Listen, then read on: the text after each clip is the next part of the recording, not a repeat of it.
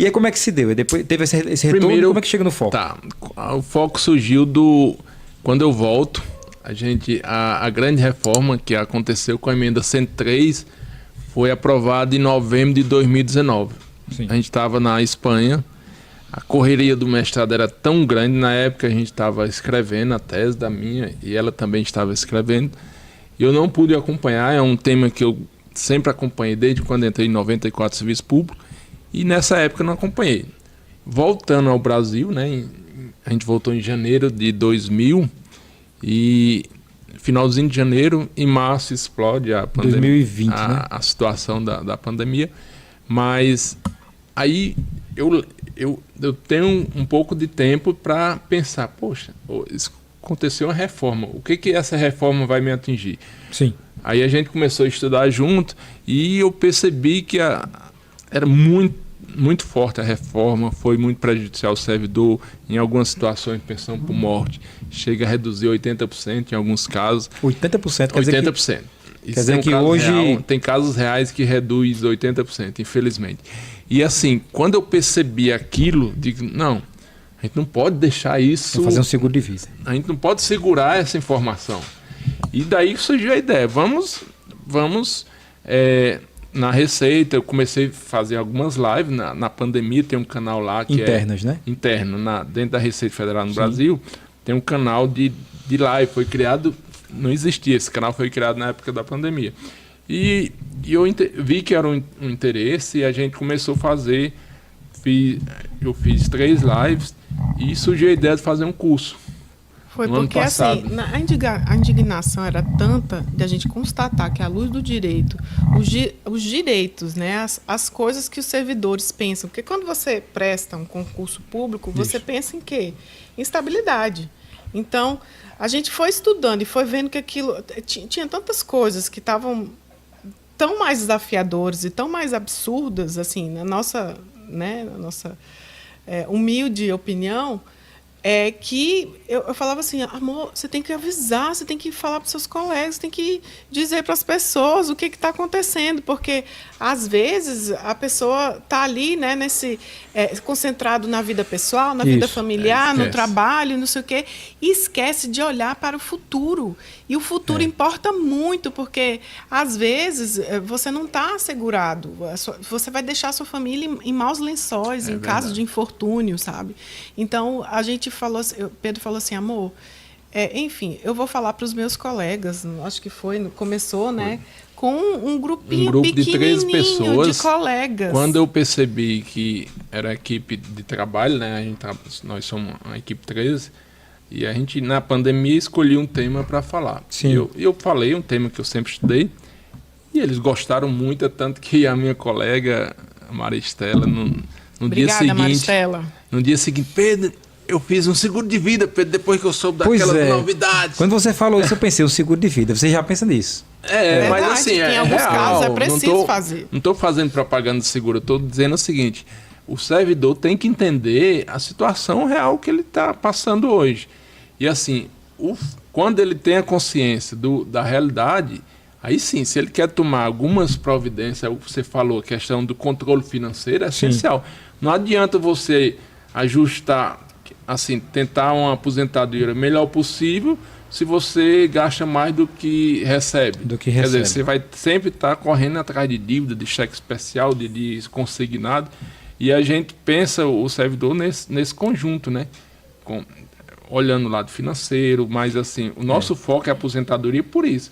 Porque era muito comum as pessoas aposentarem simplesmente sem saber o que, nem escolher. Era um formulário que tinha umas 15 opções, a pessoa marcava, né? Era como se fosse marcar sem ter consciência. Dizia assim, eu sou servidor, tô rico, tudo é bom, posso marcar qualquer coisa. Só que tinha 15 opções ali, que uma podia ser 10, 15 mil a mais do que aquele que ele marcava. E as pessoas não tinham essa consciência. Não tem consciência. E assim, o curso que eu fiz ano passado para os colegas, né? Teve uma procura muito boa. Tinha 1.300. Quando eu vi 1.300 pessoas ao vivo, eu digo, como é que pode? Você se assustou assim, com aquela... Mas assim, a responsabilidade foi maior ainda, né? De preparar um bom curso, e a gente repetiu agora esse curso, agora em 2 aulas de outubro. o subtítulo da live é Um Casal em Missão, porque é uma missão que É uma vocês missão, têm, né? a gente tem sempre esse Semana cuidado. passada, não, alguns dias, eu tive a oportunidade de ir para o UFCG de Patos, Cajazeiras, Souza, e é notório, assim, gente, as carinhas de susto quando eu falo do direito aplicado a casos concretos. Então, assim, é de fazer planos financeiros, sim. Você precisa agir agora. É porque vocês dão exemplos, assim, vocês simulam exemplos reais, né? Reais, E a reais pessoa... de casos que eu atendo. Por exemplo, tem pessoas que já têm tempo de se aposentar e têm o direito adquirido, né, de repente, se aposentar, mas aquela não é a melhor regra. Aquela não é a regra que vai dar um benefício, né, um valor de aposentadoria maior. E aí essa pessoa pode ter direito a pedir abono permanência. E às vezes, quando essa pessoa descobre que tem direito a pedir, aos 5 anos retroativos, Sim. dá um bom dinheiro. E essa parte, tanto de planejamento previdenciário quanto pós-planejamento, por exemplo, tem algumas ações que precisam ser feitas após o planejamento. Então, essa parte que eu trabalho e tenho o maior prazer em poder ajudar. Mas, principalmente, a gente, assim, é o que eu mais primo, é o que eu consiga acender a luz dessas pessoas para que elas possam tomar uma rota de vida, sabe? Sim. Porque muitas vezes a pessoa fala assim, eu quero ser concursada, minha esposa também tem que fazer concurso. E quando a gente vai ver as regras de acumulação, por exemplo, às vezes não vale muito a pena para o casal ser concursado. Ser concursados os dois. Os dois. Os dois. Então, isso é projeto de vida, sabe? Isso vai influir diretamente no seu projeto de vida. Olha, então, vamos fazer o seguinte, para a gente não sofrer com as regras de acumulação, que tal você continuar concursado e eu ir partir para a iniciativa privada? Privada. Quer dizer, você... É engraçado que você está fazendo, de certa forma, um conselho lá do pessoal do mercado financeiro. Não colocar todos os ovos na mesma cesta. Exatamente. É verdade, você dá uma diversificada, né? É verdade. Exatamente. Eu acho isso, assim, fantástico, esse projeto de vocês, porque no Temente a gente está trabalhando com as pessoas que ainda não são servidores públicos, que almejam ser, né?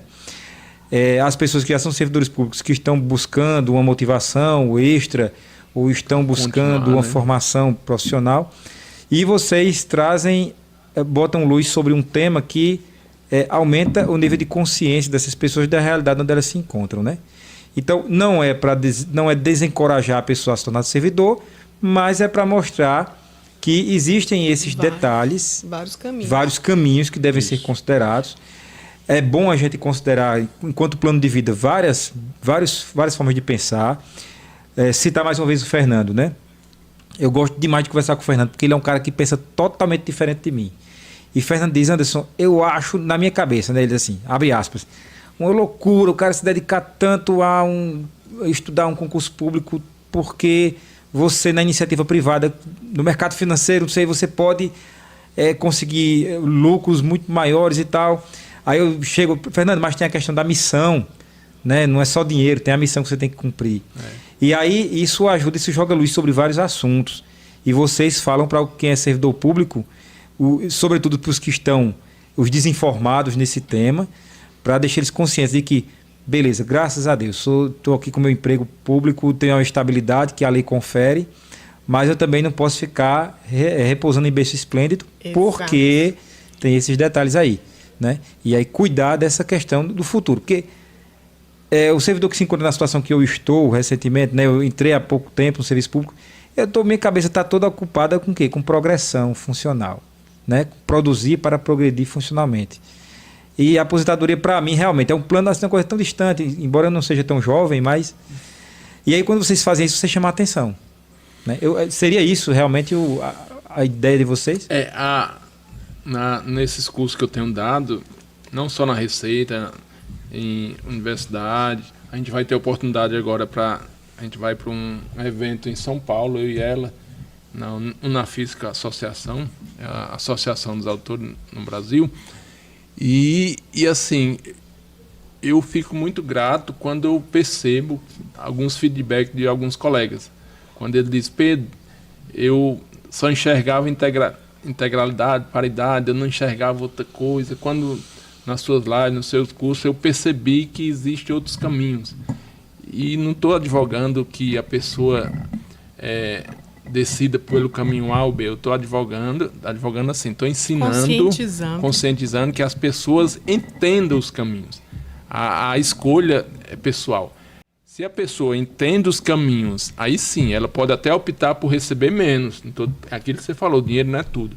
Mas ela opta por receber menos, mas com consciência. Com consciência do que ela está fazendo. Exatamente. O problema é quando a pessoa opta por receber menos sem ter consciência, que tem uma opção financeiramente melhor.